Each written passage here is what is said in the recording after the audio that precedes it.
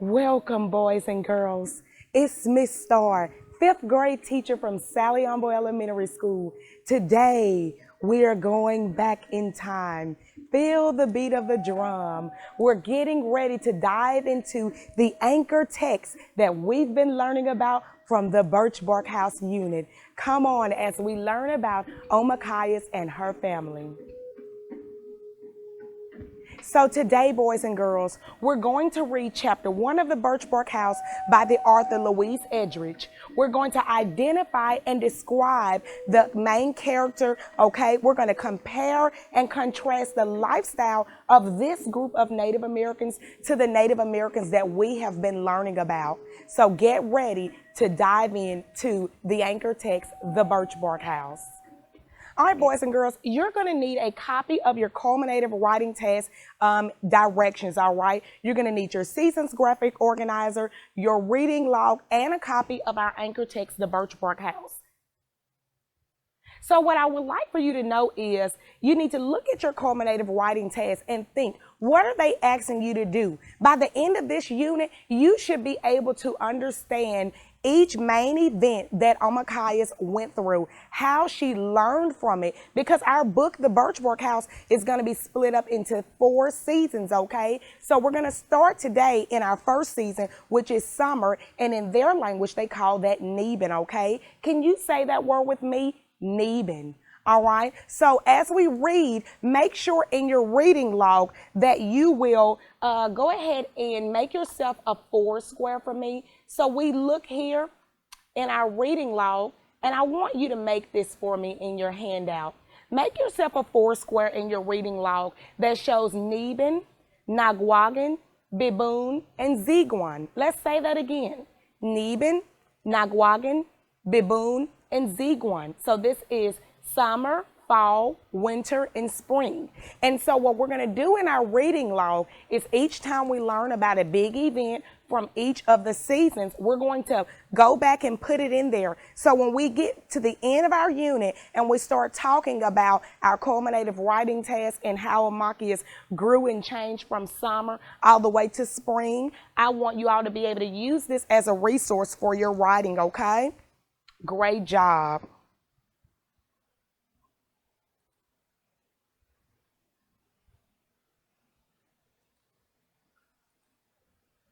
Okay, so follow along as I read out chapter 1 and as we make text connections of Omakayas from the Birchbark House.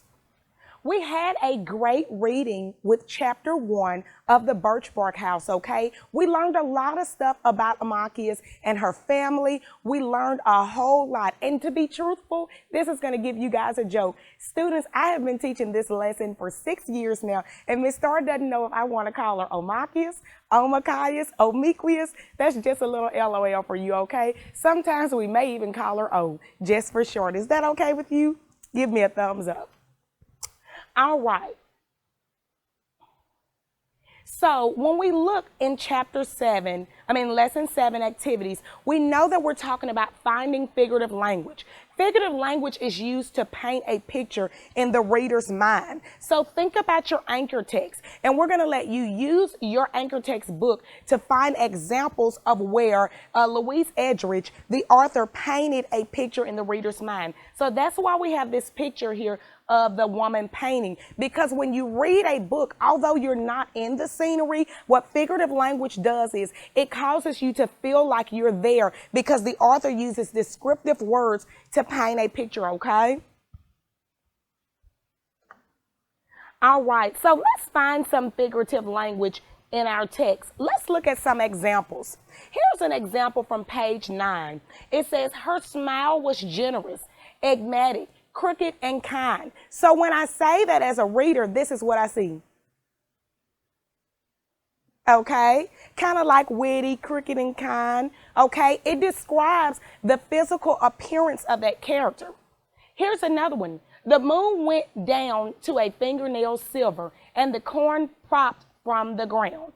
Okay, so if the moon went down from a fingernail silver, that's sort of like a metaphor. The moon, it didn't actually go down to a fingernail silver, but it's just saying this top part here on your nail, that's about how small the moon was. So it wasn't a full moon. It gives the reader that, and it also causes you to think outside the box as you are using these words and describing the things that the author has put in our text here. Let's look at some more. The fire was down to red winking eyes when Amachius woke with an uneasy feeling, okay? So the fire was down to red winking eyes, meaning that if it was down, the fire was tumbling down. It wasn't like rising up in big flames. But when Amachius woke with an uneasy feeling, it gives the reader that figurative language. It paints a picture. Here's another one. There was a lonely innocence to the sound of the wind, and then everything went still. So we know that the wind didn't really have wind wasn't talking, the wind doesn't have a personality, but sometimes our wind can be really fierce and strong and harsh. But in this part of our story, the wind had a lonely innocence. So that just gives the reader that the breezes were kind of lonely, and it wasn't a lot of happiness just at that point, okay? And then everything went still, like a moment of peace. All right, here's two more. The storm punished the ground and then passed over, dying off in softer mumbles. The storm punished. When we look at that word there, the storm punished the ground. Oh my goodness, that must mean that there was a harsh storm. As a reader, that figurative word there, punish, paints a picture that rain was coming down like woo, woo, woo, when you were in that storm, okay? Then here's another one. The awful smell would get into her skin. Ever been around somebody and they had just like a horrid smell? Okay, so that's kind of how what was going on. The awful smell would get into her skin. It would be absorbing. It was just not a great smell there, okay? So we did a great job on figurative language. Have you guys understood that, once again, it paints a picture in our reader's mind? All right, so now in your reading log, what I'd like for you to do is to use your reading log, your journal, and just to make a sheet of paper become like a section for your characters. Now, you may need 2 or 3 more characters, but we're going to talk about the characters that we were introduced to in this section. We were introduced to Day Day, to Yellow Cattle, to Nokomis, to Pretty Angeline, to Little Pinch, and then Baby Niwu, okay? Let's talk about these characters a little more. So the first thing we see here is that Day Day, we don't know much about him except for he's her father. He's a fur trader and he always travels. Okay? The next thing we see that the mother is at home. She's smart and nothing gets past her. You know, when Amachius is trying to get out of doing her chores, nothing gets past Yellow Cattle. Anybody got a mama like that? Raise your hand. I know. Your mom knows when you're not doing your homework.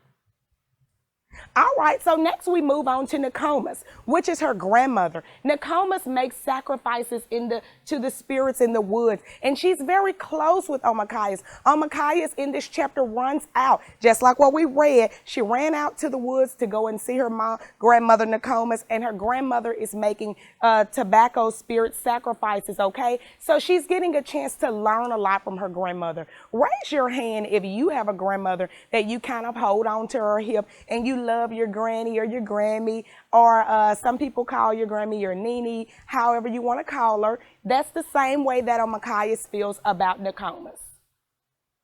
Okay, so we're moving on now. Oh my goodness, I can totally concur with this here. I also had a sister that was similar to Pretty Angeline. Okay, the older sister, really pretty. Everyone loves her, and sometimes she is mean to Amachius. Just a little secret, don't tell her I told you. We actually shared a room, laugh out loud. Okay, so I can make a text-to-self connection with one of my own sisters, and maybe you can too, that older sister that you always follow around, okay? Moving on, oh my, Little Pinch. the annoying little brother. He's her younger brother. She really didn't like him at all. He's greedy, mischievous, and he took all of mom's attention. So how do you feel about little Pinch, okay? Do you have a little Pinch in your family? A little brother that's always getting into your things, taking everything, not getting in trouble? Maybe. All right, moving on. Now we see baby Niwu. Oh, he's the only person in the family that Amakius seems to not have anything negative to say about. Really, he's her baby brother. He's sweet, and Amakius loves him very much, okay? All right, so now let's get into some character interactions. This is just a little template here that we've created to think about the character Amakius. How did the book describe her appearance? What is her age? What kind of personality does she have? What does she like to do? Who does she like to be around? What doesn't she like to do? Who doesn't she like to be around? Give yourself just one moment to think and to answer these questions, okay? And you can answer this in your reading log and include a little drawing if you would like. Great, boys and girls. You answered that her age is 7 years old. She was a playful and energetic Native American girl, okay? You also answered that she loves being around Nokomis, which is her grandmother, and when she's making tobacco sacrifices in nature. You answered that correctly. Great job. What doesn't she like to do? We learned in this chapter here, boys and girls, that Amakias does not like to tan the moose hide. She doesn't like being around little Pinch, okay? So those are two things that she absolutely does not like doing. So the moose hide is like a chore. Do you like doing your chores, boys and girls? I don't know. Sometimes we have to call you your name 2 or 3 times to wash those dishes. All right, so now it's time for TWR, the writing revolution. We're going to do some because, but, and so today, okay? So it says, Amakias likes to fetch Mama Scissors because. Amakias likes to fetch Mama Scissors, but. Amakias likes to fetch Mama Scissors, so. So I want to go ahead and give you a little tip here. Sometimes when you're doing because, but, and so, you may be just a little tricked when it comes to the but, because you're thinking that your but has to match your because, but actually I've got a trick for you. Really, so this tells why, this tells the final result. I like to do my because first, and then I like to possibly think of my so after, so that I'm not confused when I get to my but. We don't want to get these two confused because your but here changes direction. So give yourself just a moment to go ahead and think about why Amakias likes to fetch her mom's scissors. Okay, so we can do the because together. If we see it, she likes to fetch her mama's scissors because it helps her to stop tanning the moose hide. Remember, we talked about she hated tanning the moose hide, but when she's having to go fetch scissors, then she doesn't have to tan the moose hide. So she's like, ooh, ooh, pick me. I'll go get your scissors, mama, right? Make sure we put that period there. All right, Amakias like to fetch mama scissors, but. So we can do a drop down dance there, but, okay, because we're changing direction. But, what is our but here? She may have to possibly continue to do the chore when she gets back, okay? So let's take just a moment and let you finish filling in your because, but, and so with your same sentence stem. All right, boys and girls, let's see our anticipated response, what I hoped you would have answered. All right, Amakias likes to fetch mama scissors because, and remember, here's our because, it tells why, because it stops her from tanning the moose hide. Amakias likes to fetch mama scissors, but she may still have to tan the moose hide when she returns. Now, here's this. Amakias likes to fetch mama scissors, so she ran into the village to retrieve them. Let's check out that vocabulary word, fifth graders. Retrieve. We're not going to say she went to go get them. We need to trade our words in and make them better. Instead of go get, we're going to say retrieve them. Okay? We're making our vocabulary stronger. All right? So now what I would like for you to do is complete your summary template in your lesson 6 activities, okay? Give you just a moment. All right, boys and girls, you should have knew that this is the Birchbark house. We're in summer, and that Angeline is the one she has the interaction with. Omakias is jealous of her sister's beauty. We know that she's a 7-year-old Native American playful girl. All right, in this lesson, you learned about the characters in the Birchbark house through a read aloud of chapter 1. You also interpreted figurative language. Remember, it's going to paint a picture with similes and metaphors that are found in the context, okay? We had a good day. We had a good day. We had a jolly good day. I hope you have a jolly, you have a jolly, you have a jolly good day. See you next time in Starville.